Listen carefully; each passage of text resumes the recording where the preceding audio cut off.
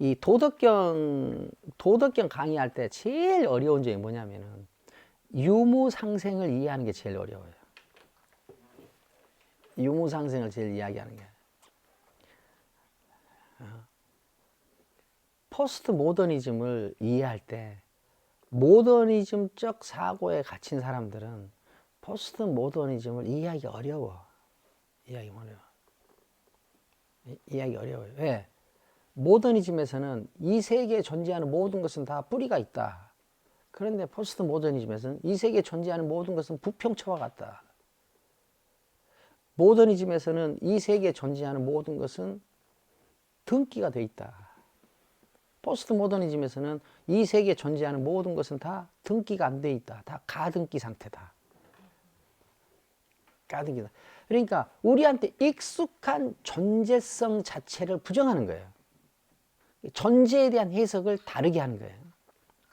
존재에 대한 해석을 다르게 하는 거예요.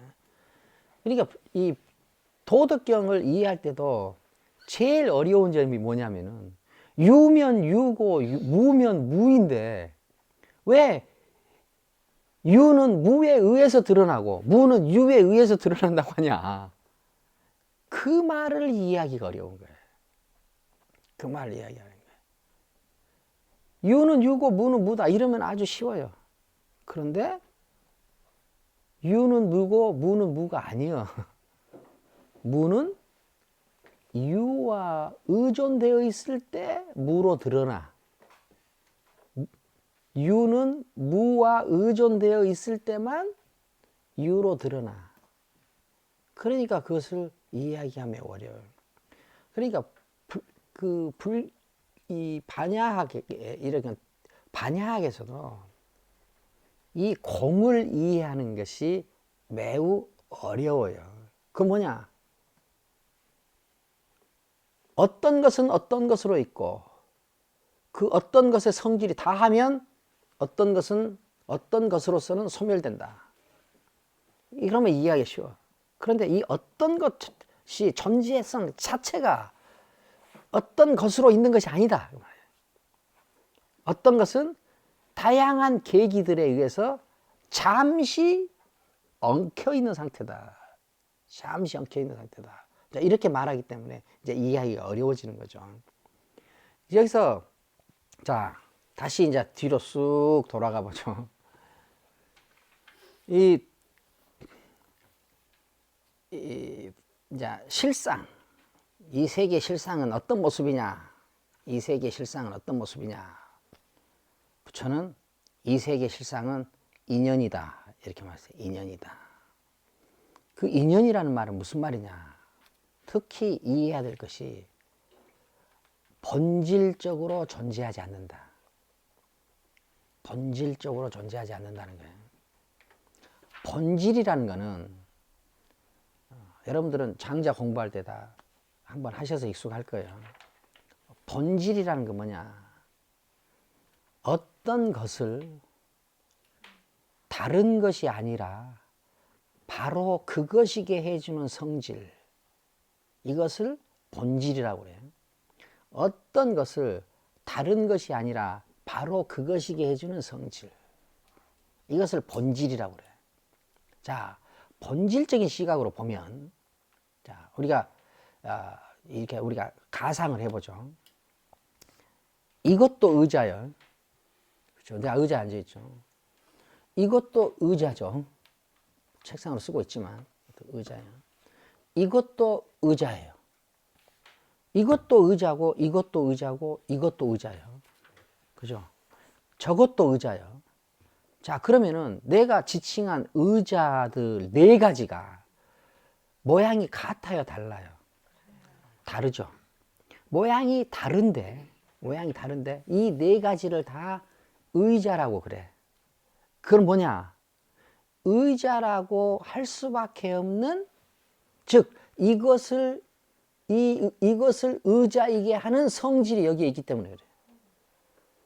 이것을 의자라고 할 수밖에 없는 건 여기에 의자로서의 성질이 있기 때문에 그래. 저것도 의자는, 이것도 의자예요. 그게 뭐냐? 어떤 의자를 다른 것이 아니라 바로 의자이게 해주는 성질, 그것을 의자의 본질이라고 그래요. 의자의 본질. 그러면은 의자는 무엇을 근거로 존재해요? 의자의 성질을 근거로 존재하죠. 그렇죠? 의자의 성질을 근거로 존재해. 자, 의자의 성질을 우리가 앉음이라고 합시다. 앉음. 앉음. 그러면은 의자를 다른 것이 아니라 의자이게 해주는 바로 그 앉음이라는 성질 때문에 그것은 의자가 된다. 그러니까 이 앉음이라는 이 성질은 의자를 의자로 존재하게 하는 근거죠. 그렇죠? 그러니까 본질이라는 말은 존재 근거라는 말하고 같은 말이에요. 네 음절로 이야기하면은 존재 근거, 두 음절로 이야기하면은 본질. 그렇죠? 그러니까 존재 근거하고 본질은 같아. 그러니까 자, 본질을 긍정하는 사람들은 모든 존재하는 것에는 그것을 그것으로 존재하게 하는 성질이 있다고 믿는 거 아니에요. 그렇죠? 이건 굉장히 합리적으로 보이죠. 이치에 불편함이 없어요. 자, 그런데 자, 이걸 이렇게 이야기해 보죠. 이 의자를 다 분해를 해봐. 분해를 해봐. 분해를 해서 나사 못, 그 다음에 판때기, 뭐, 다리, 뭐 해서 전부 분해할 수 있는 것만큼 분해해. 분해해서 쫙 펼쳐놔봐요. 거기에 그 펼쳐진 것을 보고서 이것이 의자였다는 것을 알 수 있어요, 없어요? 알 수 없죠. 그러면 의자를 의자에게 해주는 앉음, 그건 어디가 있어요? 그건 없어. 그러니까 이 부처는 앉음이라는 이 성질은 없다고 보는 거예요. 앉음이라는 이 성질은 없어. 엄지는 성질은 없어. 이 다양하게 존재하는 것들이 어떠한 것이 어떤 형태로 딱 인연을 맺으면 그것이 의자가 되는 거야. 의자가 되는 거예요. 자, 그럼 여기서 여러분 보세요. 성질을 가지고 존재하면은 그 존재의 지속성이 보장이 돼야 안 돼요. 성질을 근거로 하면은, 성질을 근거로 존재하면은 그 존재의 아이덴티티, 이것의 지속성이 성질을 근거로 존재하지 않는 것보다 지속성이 더 보장되죠. 그렇죠? 성질을 근거로 하지 않으면 존재의 지속성이, 아이덴티티의 지속성이 보장돼야 안 돼요. 보장 안 되죠. 보장 안 되죠. 지금 제 말 이해가 돼야 돼요. 자, 지속이 안 되죠. 그러니까 이 이거 비록 의자이지만 의자로서 영원히 존재하는 것이 아니에요. 왜? 이것을 영원히 의자로 봐줄 성질, 근거가 없어. 그러니까 이거는 어떻게 돼요? 이거는 잠시 연합해 있는 어떤 것이죠. 잠시 있어. 그래서 이걸 뭐라고 그러냐? 가유라고 그래. 가유. 실유가 아니에요. 실유가. 그러면 인연에 의하면, 인연법에 의하면 이 세계에 존재하는 것들은 그것을 그것이게 하는 성질을 근거로 해요, 안 해요? 대답하세요. 자, 인연의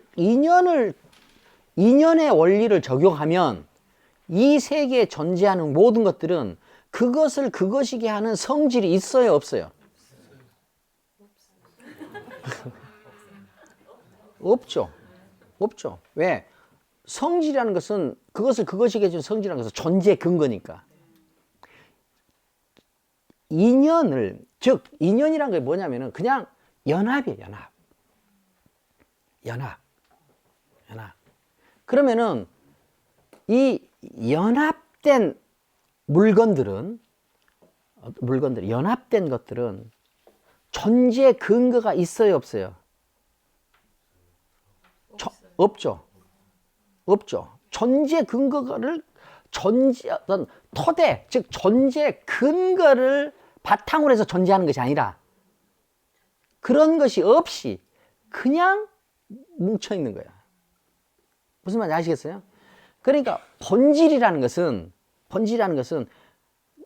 어떻게 말하면은 의자의 본질은 이걸 의자를 구성하는 다양한 계기들을 묶어주는 접착체야. 그렇죠? 근데 인연법에 의하면은 이 접착제가 있다는 거예요, 없다는 거예요? 대답하세요, 과감하게. 접착제가 있어요, 없어요? 없어. 접착제가 없어. 다 느슨하게 그냥 연합해 있는 거야. 접착제란 말은 내가 오늘 처음 써보는데 괜찮은 비유 같아요. 괜찮은 비유 같아요.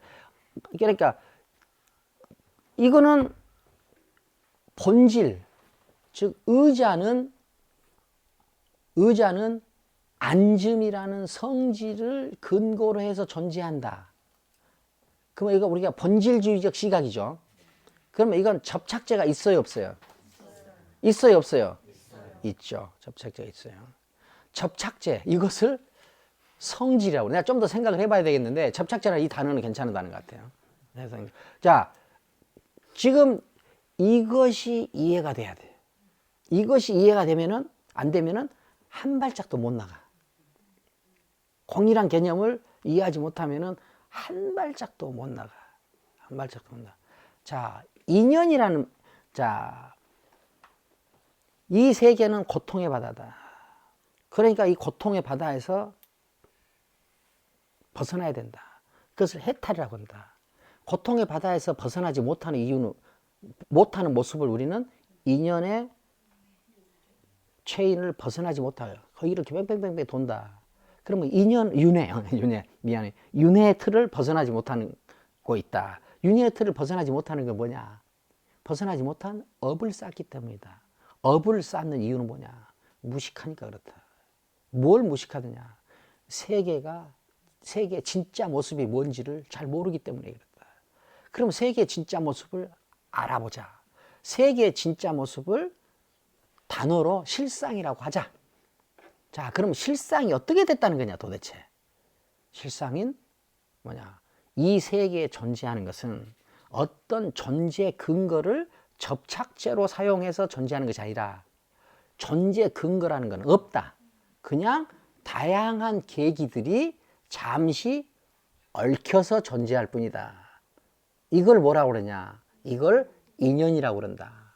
그러면은 이 인연이라는 말을 현대적인 용어로 하면 그것을 관계라고 그래요. 관계와 반대되는 말을 본질이라고 그래요. 본질. 그러면은 부처가 보는 이 세계는 본질적으로 되어 있다는 것이에요? 관계적으로 되어 있다는 거예요? 관계적으로 되어 있다는 거예요. 등기된 건물이라는 거예요? 가건물이라는 거예요? 가건물. 뿌리가 있다는 거예요? 없다는 거예요? 없다는 거예요. 그러면은 이 인연에 의한 사람은 사랑이 무엇이냐고 물을 수 있어요, 없어요? 없어. 없어. 물론 묻긴 하지만 무엇이라고 묻나? 무엇이라는 단어는 근본적인 성질을, 본질을 탐색하는 과정이에요. 그렇죠? 그 대신에 인연, 이 관계적 세계관을 가진 불교에서는 사랑이 무엇이냐고 묻는 것보다는 차라리 사랑이란 것은 어떠하냐라고 묻는 것이 더 적절해요. 적절해. 자, 그러면은 이 세계의 실상은, 이 실상이 존재하는 양식, 방식을 우리가 뭐라고 그랬어요? 그것을 인연. 그래서 인연. 그러니까 우리가 불교를 이해할 때는 윤회, 인연, 실상 이런 말들은 아주 잘 이해를 하고 있어야 돼. 이 세계는 인연으로 되어 있다. 자, 이 인연으로 되어 있는데, 인연으로 되어 있다는 이 말은 본질이라는 말이에요? 관계라는 말이에요? 관계. 본질이라는 말을 우리는 성질이라는 말로 썼죠. 성질. 자, 그러면은 본질주의적 시각으로 보면 이것이 이것으로 존재하는 것은 이것으로서의 성질이 있기 때문이죠. 개별적인 이것을 가리키는 말이 스스로 자자예요. 자. 그러면 이것은 뭐예요? 이것이 이것으로 존재한다면은 이것의 성질, 즉 자성이 있다는 거죠. 자성이 있다는 거예요. 그런데 인연은, 관계적 세계관은 자성이 있다는 거예요, 없다는 거예요? 자성이 없다는 거죠.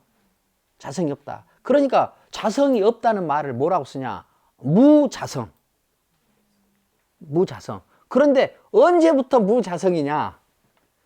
처음부터 무자성이다. 본무자성. 본무자성. 본무자성. 처음부터, 근본적으로, 원래부터 자성이 없다.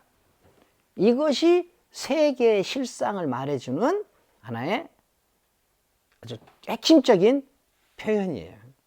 본무자성. 본무자성. 이 세계는 처음부터, 근본적으로, 원래부터 자성이 없다. 이 말을 하자니 너무 길어. 너무 길어. 매번 그 긴 말을 할 수가 없어. 그러니까 거기다가 그냥 기호를 붙이자. 글자를 하나 붙여주자. 그렇게 해서 붙여준 글자가 뭐냐? 그것이 바로 공이라는 글자예요.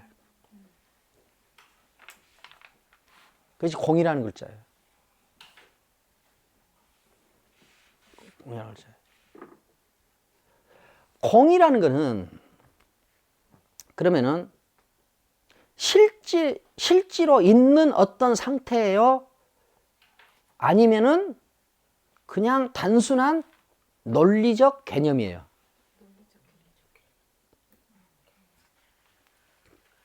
전화한 대표님 뭐예요? 그냥 논리적 개념이에요. 그냥 논리적 개념이에요. 그냥 논리적 개념이에요. 그러니까 공이라는 것은 없다고 말해도 돼.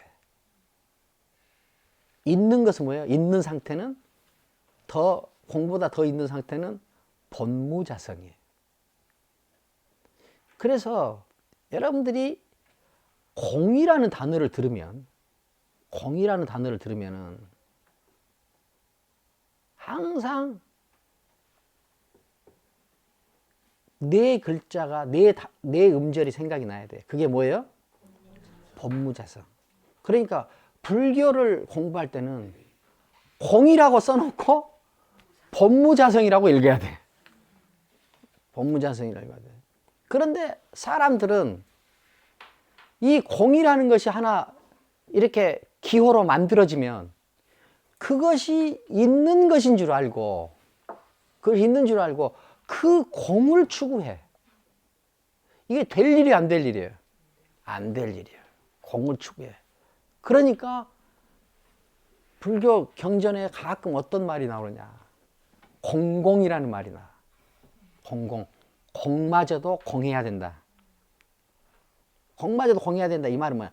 공마저도 공해야 되는 상태가 있다는 말이 아니라 이것은 하나의 뭐냐? 수행자들한테 갖추는 경고예요. 경고예요. 왜? 그 공을 하나의 컨셉, 즉 상으로 만들까봐. 있는 것으로 생각할까봐. 그래서 불교에서는 공공, 양공, 양이라는 거 두 양자죠. 양공, 부정한다 이 말이에요. 양. 그러니까 공공을 양공이라고 쓰기도 해요. 공이 두 개 있으니까. 그만 뭐냐? 공마저도 부정하는 거. 공마저도 공하는 거. 자,